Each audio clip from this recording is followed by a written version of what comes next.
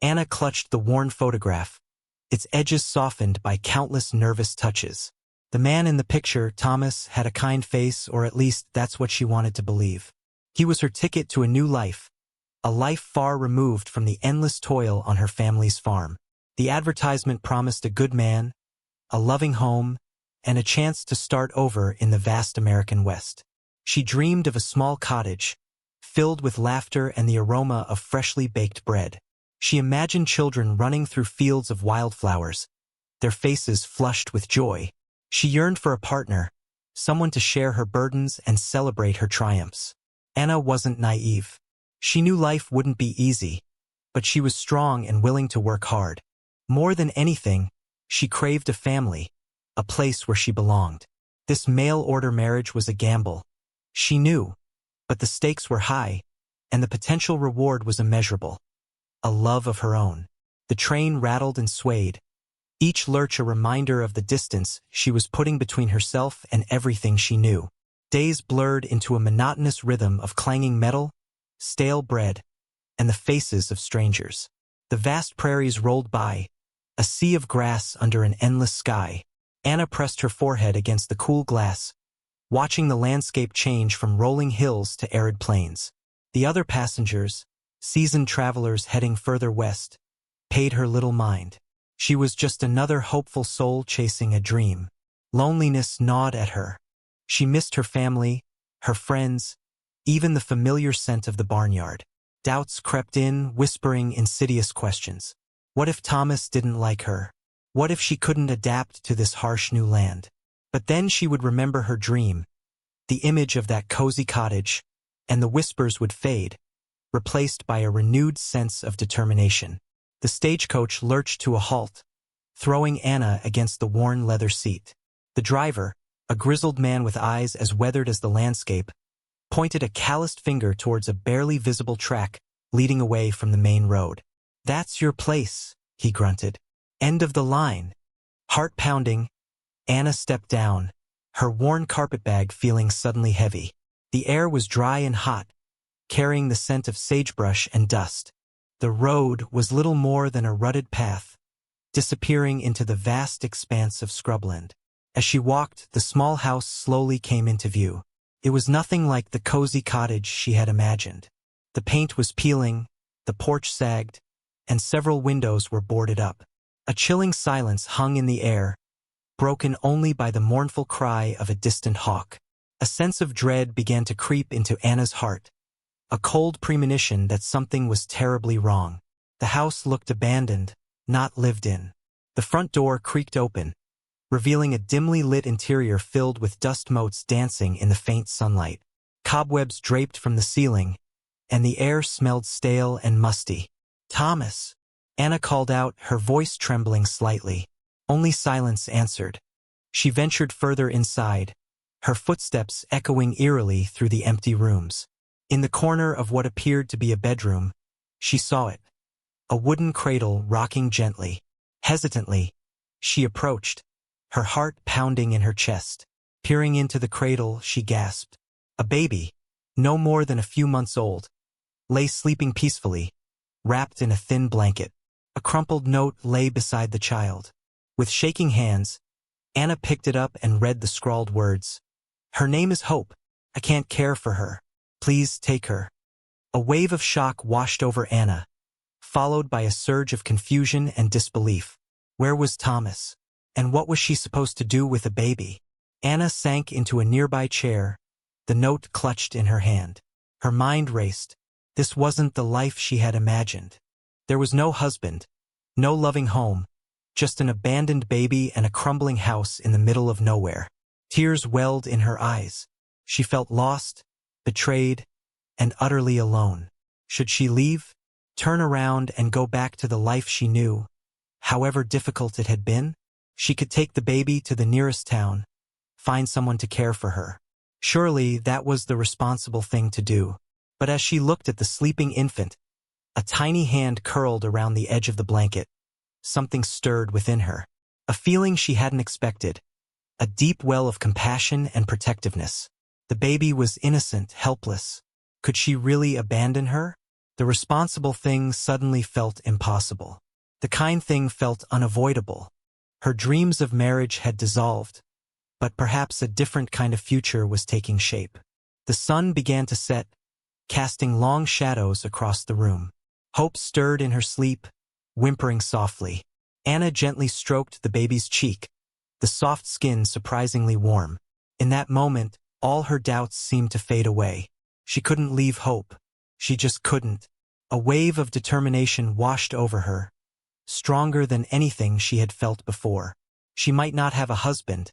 She might not have the life she had dreamed of, but she had hope, and that was enough.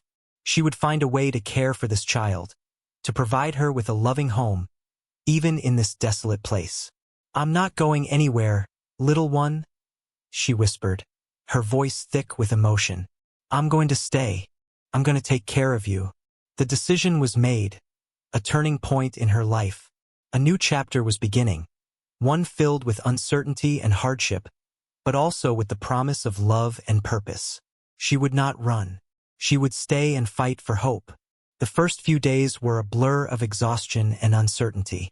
Anna had never cared for a baby before.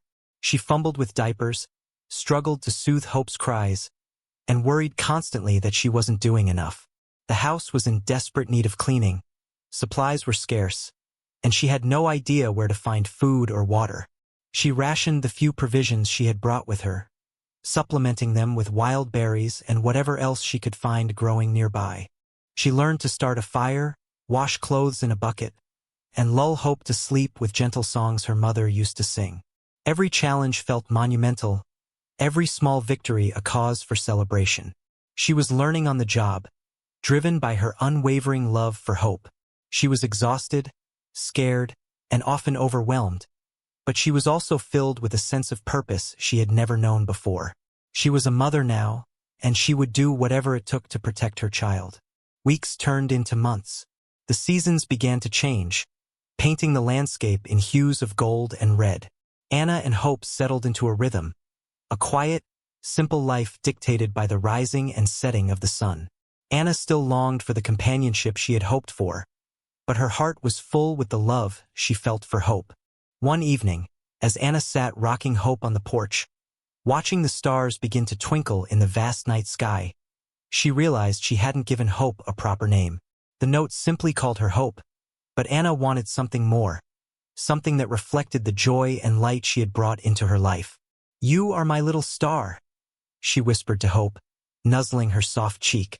"My little shining light in the darkness." And then it came to her. "Estelle," she said softly. "Hope Estelle. You are my hope and my beautiful star." The name felt right, a perfect fit for the precious child who had changed her life forever. Winter arrived with a vengeance, blanketing the landscape in a thick layer of snow. The wind howled relentlessly, rattling the windows and seeping through the cracks in the walls. Anna struggled to keep the small house warm, burning through her dwindling supply of firewood. Food was scarce, and the nearest town was a long and dangerous journey away. One particularly harsh night, a blizzard raged outside, trapping Anna and Hope inside. The fire sputtered and died, leaving them shivering in the cold. Anna huddled close to Hope, wrapping her in every blanket she could find. Fear gnawed at her. Would they survive the night? But even in the face of such adversity, Anna refused to give up. She sang songs to Hope, told her stories, and reminded herself that spring would eventually come. She was determined to protect Hope, no matter the cost. She would not let the harsh winter steal their hope. She patched every hole and huddled tighter. When spring finally arrived, it was like a rebirth. The snow melted, revealing a landscape teeming with life. Anna, weakened but not broken, began to cultivate a small garden, planting seeds she had carefully saved.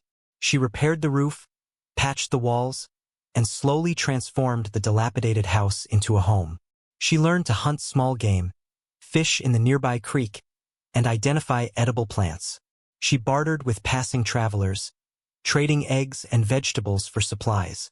Slowly but surely, she was building a sustainable life for herself and Hope.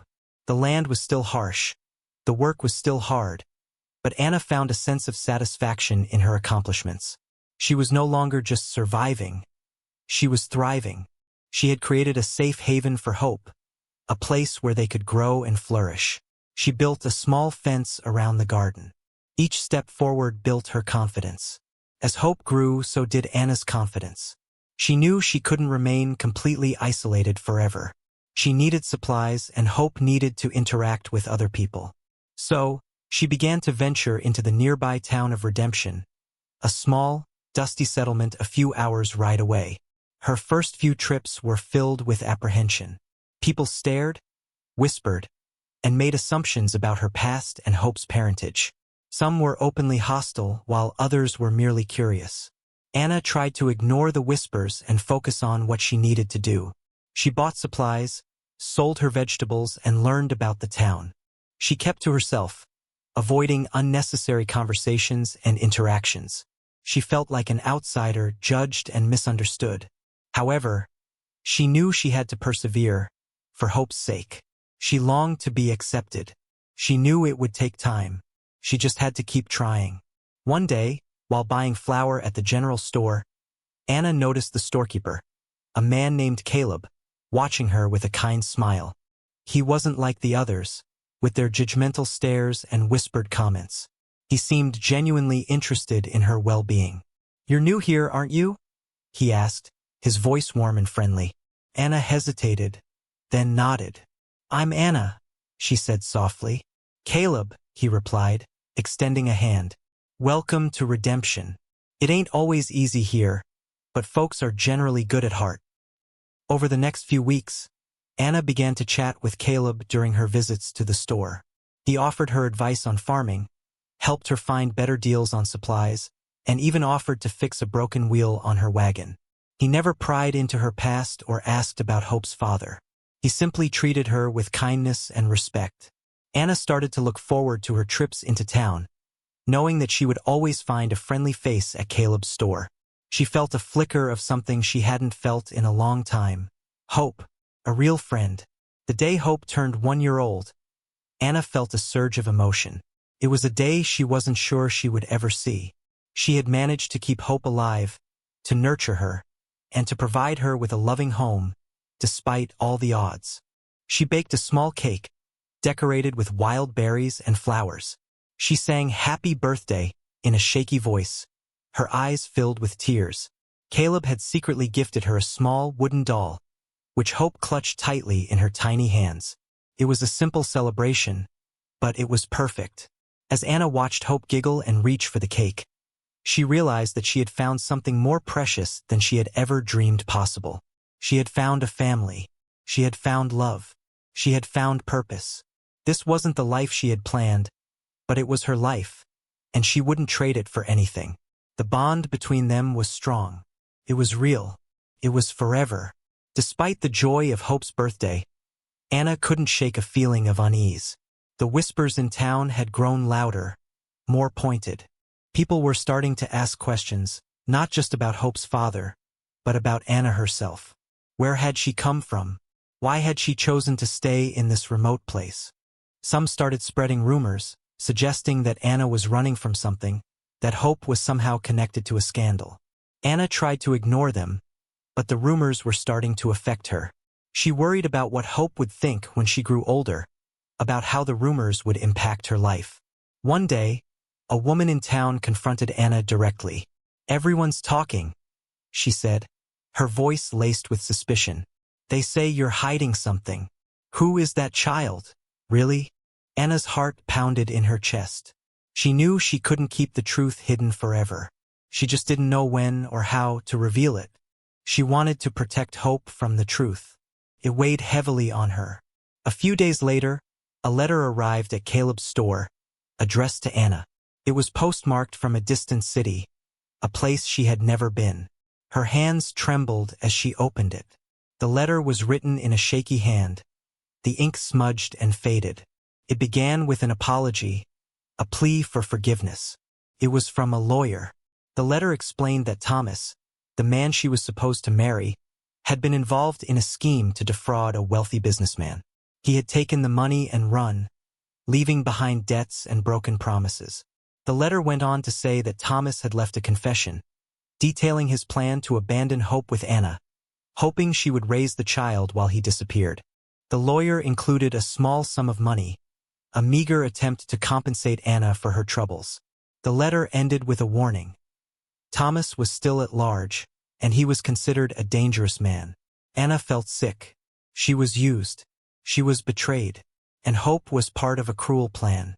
Anna showed the letter to Caleb, her voice trembling as she read the damning words aloud. Caleb listened patiently, his expression grim. When she finished, he took her hand, his touch firm and reassuring. "I'm so sorry, Anna," he said, his eyes filled with compassion. "You didn't deserve this." Anna felt a surge of anger, directed not just at Thomas, but at herself.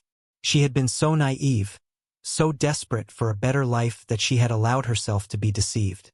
But then she looked at Hope, playing happily on the floor, oblivious to the turmoil around her, and her anger shifted to resolve. She wouldn't let Thomas's actions define her or Hope. She wouldn't let his cruelty destroy the life they had built. She would protect Hope no matter what. "He may have planned this," she said, her voice steely, "but he doesn't get to decide our future." She resolved to be strong. She had Hope to protect. Caleb's support meant the world to Anna. He didn't judge her, didn't pity her. He simply offered his friendship and his help. As the days turned into weeks, their bond deepened. Caleb began to spend more time at Anna's homestead, helping with repairs, tending the garden, and playing with Hope. He was gentle and kind, and Hope adored him. Anna found herself drawn to his quiet strength, his unwavering optimism, and his genuine affection for Hope. She started to see him not just as a friend, but as something more. One evening, as they sat on the porch watching the sunset, Caleb turned to Anna, his eyes filled with emotion. "Anna," he said softly, "I know this might not be the right time, but I have to tell you how I feel. I care about you, more than I can say, and I care about Hope. You've both brought so much joy into my life." He paused, taking a deep breath. "I know you've been hurt, but I want to be there for you, to help you build a new life, a better life. If you'll let me." He wanted to be a family. He wanted to be there for them. Anna's heart fluttered. She had never expected to hear those words, never allowed herself to dream of finding love again. But as she looked at Caleb, at his honest eyes and kind smile, she knew that her heart was opening to him. "Caleb," she said softly, "I care about you too, more than you know, but I'm scared. I've been hurt so badly. I don't know if I can trust my heart again." Before Caleb could respond, they heard a noise, a horse approaching at a gallop. A stranger rode up to the house, his face hidden beneath a wide-brimmed hat. He dismounted and approached Anna and Caleb, his eyes fixed on Hope, who was now clinging to Anna's leg.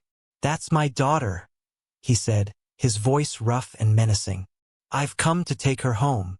Anna gasped. This couldn't be happening. He was back. He was here to take Hope away. Everything that she had worked so hard for was threatened. She had to protect her. Now, Caleb stepped forward, placing himself between Anna and the stranger. "Who are you?" he demanded, his voice firm.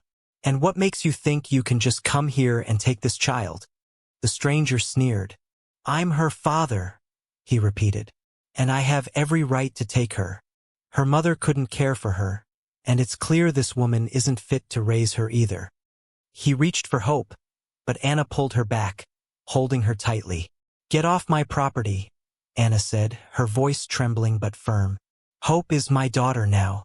I won't let you take her." The stranger's eyes narrowed. "You think you can stop me?" he said, his hand reaching for a gun tucked into his waistband. "I'm warning you, lady. Don't make me do something you'll regret." The situation was escalating quickly. He meant harm. Anna had to think fast. This was a nightmare. He pulled the gun. Without hesitation, Anna grabbed a nearby rifle, a relic from Thomas's past that she had learned to use for protection. She pointed it at the stranger, her hands surprisingly steady. "I said, get off my property," she repeated, her voice now laced with steel. "I won't ask again." Caleb, seeing the determination in Anna's eyes, stepped back, ready to assist if needed. He knew Anna was capable of anything when it came to protecting Hope. The stranger hesitated, his eyes darting between Anna and the rifle. He could see that she wasn't bluffing. He slowly lowered his gun, a smirk playing on his lips. "All right," he said, "but this isn't over. I'll be back. And next time you won't be so lucky." He holstered his weapon, mounted his horse, and rode away, leaving Anna and Caleb shaken but unharmed. The threat lingered. He was gone, but he would be back. Anna knew that she would have to do anything to protect Hope. The fight was far from over. He had made it personal. She was shaking. The next morning, Anna and Caleb rode into Redemption to seek help. They told the sheriff what had happened, but he was skeptical. The stranger, it turned out, was known in these parts. His name was Jed, and he had a reputation for being a troublemaker. "He claims he's Hope's father?" the sheriff asked, stroking his chin. "Do you have any proof that he isn't?" Anna had nothing but the note left with Hope and her own word. She knew that wouldn't be enough. Jed could easily claim that the note was a forgery. Caleb spoke up. "Anna has been taking care of Hope since she was a baby," he said. "She's a good mother. She deserves to keep her." But the sheriff was unmoved. He explained that without proof of Hope's parentage, the law was on Jed's side. Anna would have to fight for custody in court, a battle she was ill-equipped to win. She needed proof. She needed help. She was running out of options. This was a legal battle. She needed a lawyer. The sheriff did not seem to believe her. As Anna and Caleb left the sheriff's office, defeated and discouraged, they were surprised to find a small crowd gathered outside. The woman who had confronted Anna about Hope's parentage stepped forward. Her expression softened. "We heard what happened," she said. "We know you've been through a lot, Anna. We may have judged you before, but we see now how much you love that child." One by one, other townspeople voiced their support. They had seen Anna's dedication to Hope, her hard work, and her unwavering spirit. They realized that she was a good mother, regardless of Hope's origins. "We're going to help you, Anna," Caleb's friend, a blacksmith, declared. "We'll raise money to hire a lawyer. We'll testify on your behalf. We won't let that man take Hope away from you." The tide had turned. The town was on her side. She was not alone. The townspeople were now her friends. They had seen her love for Hope. They would stand by her side. She was grateful. Tears welled in her eyes. As the townspeople prepared to help Anna, Caleb quietly investigated Jed's past. He discovered that Jed wasn't Hope's father at all. He was Thomas's brother, and he was after the money that Thomas had stolen. He believed that Hope knew where the money was hidden. Caleb confronted Jed with his findings, but Jed denied everything. He insisted that he only wanted what was best for his daughter. But Caleb knew he was lying. The truth came out during the custody hearing. Caleb presented his evidence, exposing Jed's true motives. He also revealed that Hope's mother was a young woman who had been tricked and abandoned by Thomas. She had left Hope with him, hoping he would care for her, but he had callously abandoned her with Anna. The judge, after hearing all the evidence, ruled in Anna's favor. He declared that Anna was Hope's legal guardian, and he ordered Jed to stay away from them both. Justice had prevailed. The truth had set them free. Anna could not believe her ears. She had won. Hope was safe. Jed was exposed. With the custody battle behind them, Anna and Hope returned to their homestead, surrounded by the love and support of the townspeople. Anna knew that their life wouldn't always be easy, but she also knew that they could face any challenge together. One sunny afternoon, Caleb took Anna's hand and led her to the small garden she had worked so hard to cultivate. He knelt down, pulled a small box from his pocket, and opened it, revealing a sparkling diamond ring. "Anna," he said, his voice filled with love, "I know this isn't how you imagined your life would be, but I hope you'll consider spending the rest of it with me. Will you marry me?" Tears streamed down Anna's face. She had come to the American West seeking a husband, but she had found something far more precious. A family, a community, and a love that was stronger than any dream. "Yes," "Caleb," she whispered, her heart overflowing with joy. "Yes, I will." They embraced. They were finally free. They had each other. The wedding was a simple but joyous affair, held in Anna's garden, surrounded by the wildflowers she had carefully cultivated. The townspeople all came, bringing gifts and well wishes. Hope, dressed in a tiny white dress, served as the flower girl, scattering petals with a wide grin. As Anna and Caleb exchanged vows, their eyes met, and they knew that they had found something truly special. They had built a family out of love, resilience, and unwavering commitment. They looked to the future with hope and optimism, knowing that whatever challenges they faced, they would face them together. They would continue to build their home, cultivate their land, and raise hope in a loving and supportive environment. They had found their redemption, not in the life they had planned, but in the life they had created. It was a new beginning. It was a beautiful life. They were happy. Finally, years later, as Anna sat on the porch, watching Hope, now a bright and spirited young girl, playing in the fields of wildflowers with Caleb, she couldn't help but reflect on her journey. She had come to the American West seeking a husband and a home, but she had found something far greater, a family born of love and sacrifice. Her original dreams had been shattered, replaced by a reality that was both more challenging and more rewarding than she could have ever imagined. She had faced hardship, betrayal, and danger, but she had also discovered her own strength, resilience, and capacity for love. She had found a purpose she never knew existed: to protect and nurture Hope, to provide her with a loving home, and to guide her on her own path.